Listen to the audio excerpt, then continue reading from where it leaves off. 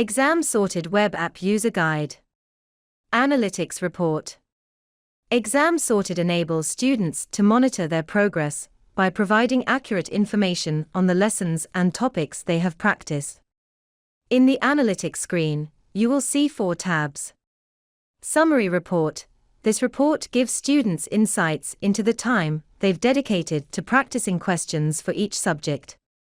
A graphical chart displays the percentage of completed and pending subtopics, helping them easily track their progress. Detail Report.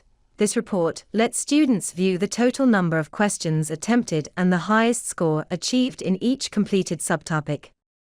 Incorrect responses.